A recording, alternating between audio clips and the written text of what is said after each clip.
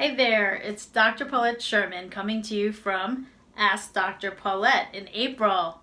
Welcome to spring, and today we're going to talk about 10 different ways that you can spring clean your love life. Many of you may know Marie Kondo from the Magic Art of Tidying Up, and I'm going to apply some of those tips that you would use for your closet and your house to your love life, as well as some others. So our first one is Feng-Shui what isn't working. So our first tip is Feng-Shui what no longer serves you. Well, we know how this applies to our closet. We can get rid of things that we've been holding on to that really don't look so right for us. We may be hoping that we'll grow into these skinny jeans and maybe lose some weight, but it may never happen. So how can we do this in our love life? Well, look at all the limiting beliefs that stop you before you even begin. And I'll just give you a few examples. Sometimes I'll have someone who come in and they're 36 and they haven't met anyone yet, and they'll have a limiting belief that says, ugh, men only want to marry women who are 34 or 35. So they're automatically out. So that belief, that just needs to go into the trash can, because otherwise they'll never put themselves on the playing field or feel good about who they are. Another one is that no men in New York want to date, which is ridiculous because plenty of men are dating, or maybe that no men in New York want to marry. And that's also equally ridiculous because many people live in New York and get married. So I want you to make a list in your journal about limiting beliefs that hold you back, and just agree to chuck them. You can even do a ceremony and light them on fire. Make sure you blow it out afterwards. Number 2 is take your old dating context and make it something positive instead. So how do we do this? Well, with our closet, right, a lot of times we'll take things that we no longer like that much, but instead of throwing them out, we may put them together in a new way, and it really works for us. Once we make it conscious and we try something new, we can really use it in a different format. And it's the same with your dating life. So maybe you've recently been dumped, or a relationship didn't work out that you really hoped would. And what can we do to change that negative experience into something that you can actually use as positive energy going forward? So one example is to look for the lesson. And there's often, even in a really painful experience, a golden lesson that you can help yourself and others with. And so one example might be that you continue to pick guys that were just non-committal. And then you blame them and say, no guys ever want to commit, either to me or just in general.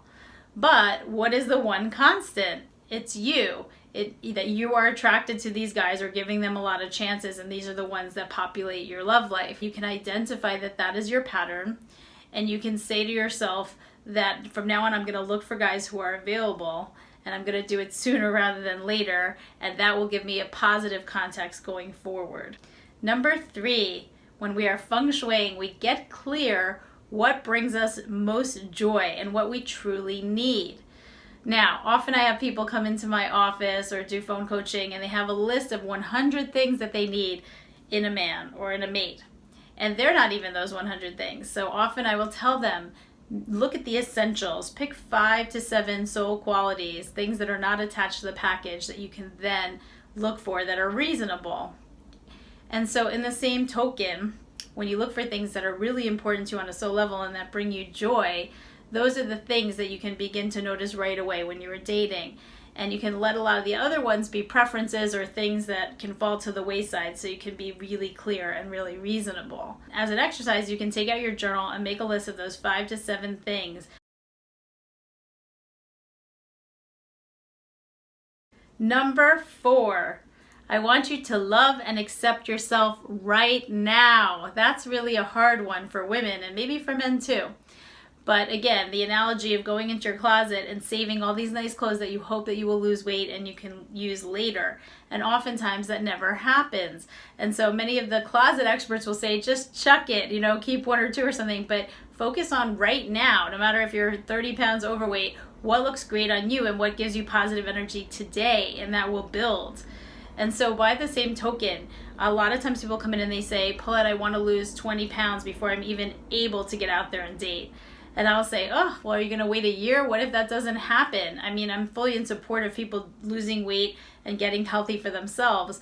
But my goal is for them to love themselves right now and to identify what makes them a great catch right now, because maybe they're being really hard on themselves. And even though it is a real thing that sometimes guys are not as attractive to people who are overweight, you only need 1 or 2 to begin dating, right? And that may not be the case. And it's important regardless to love yourself and to know that you're valuable. Number 5 is kind of similar. Make time to love yourself every day. And what do I mean by that?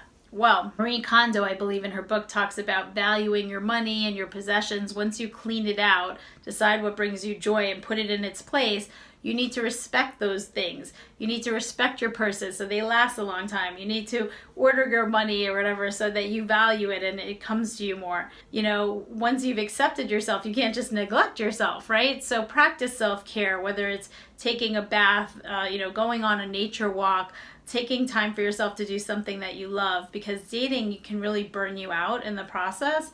And so it's really important to love yourself until you find that person to love, and even after, of course. And number 6, plant positive intentions that you intend to grow.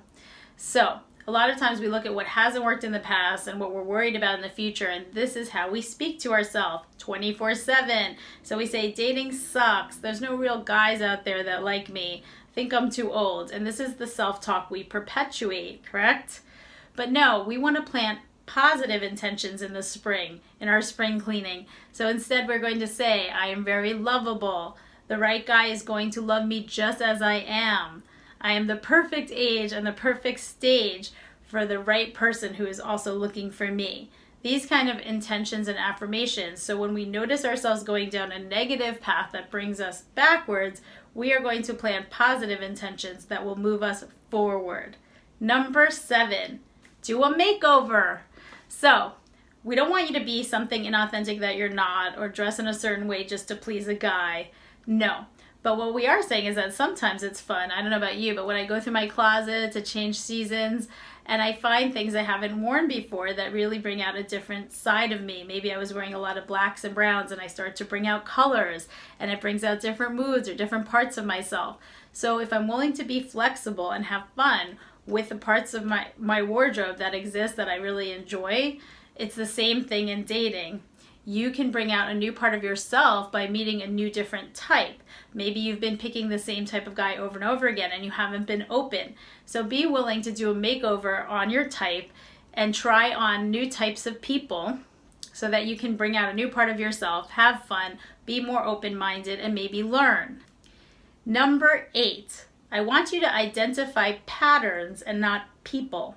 Marie Kondo talks about, don't just kind of declutter your whole house. No, choose an area. Don't just choose a drawer or a room. She'll say, work on your jewelry first. And when you do that and you gather jewelry from all over the house and look at it, then you can kind of see, what is my relationship to jewelry overall, instead of doing it piece by piece. And it works a lot better. And you can kind of see, what is my style of jewelry? What do I no longer need? What might I give away, etc. I want you to focus on patterns and not people, instead of just saying, oh, my ex, Gordon, was like this, and this is how I experienced him. That will give you a small lesson. But if you look overall at your past 4 to 5 exes, which I talk about in my book, Dating from the Inside Out, notice what patterns they have. They all probably had great qualities that you were attracted to, but they all probably had similar negative ones. Maybe they were all very critical of you. Maybe they were avoidant of commitment. Who knows? But there might be a similar pattern. And so that will be most indicative of something that you can learn from, because that is what you've been attracted to and what you've been repeating. And often, as a psychologist, I know that that's based on your past. And that's why you're repeating it in order to master it. So my book, Dating from the Inside Out, will take you through how to identify what hasn't been working as an overall pattern in terms of your exes, and then how you can pick the opposite or something new. Number 9, practice makes perfect. And we all know that in other areas. But how does that work out with spring cleaning? Well, Marie Kondo will say that once you declutter everything and put it in its exact place and you continue with that, you will never have to declutter again. But for some of us novices, that is not the case. It is true that it is a lot quicker to clean up, because we now know we've gone through the bigger sorting, deeper process, and we now know where everything goes, but sometimes we might forget and have to then return it to its place. It's actually very similar in dating as well. Once you identify the holes that you've been falling into, whether it's your limiting beliefs, it's the same type of partner you've been picking again and again that doesn't serve you. What I find is once you're more conscious of that and you've done the deeper work, you may still be attracted to that person because it is a long-lasting pattern, but you will get out of that hole a lot quicker. So you will notice it maybe instead of spending 2 years with somebody, you'll notice it in a month and you'll go a different direction. Eventually, if you get very clear about that, you will just go down another street entirely, which is the point I'd like you to get to. But remember, practice makes perfect. So once you get clear and you know what you're looking for, you will get over it quicker. And lastly, number 10, I want you to get out there and take action. No sitting in your pajamas waiting for Mr. Prince Charming to ring your doorbell. So when we talk about your closet or your spring cleaning, you need to take action. You need to roll up your sleeves. You need to mop, clean, sort through things. It gets hard and it gets to be a mess before it gets to be better. As we know, it is a process. Dating is the same way. You need to be on the field. You can't just hope and pray and make it all beautiful vision board and hope that maybe that person will come to you. The inside process is important, but it's an inside out process. So make a dating action plan in the spring. Now it's warm out. Get a buddy, a wing woman, start going out to events, start getting on the dating apps and write 10 to 15 people at least a week. You're paying for those apps, so make an effort even if you are a woman, and then start trying to get 2 or 3 dates a week and be consistently practicing and out there taking action. And I promise you, it's going to be a wonderful spring. I wish you the best in love. Bye-bye.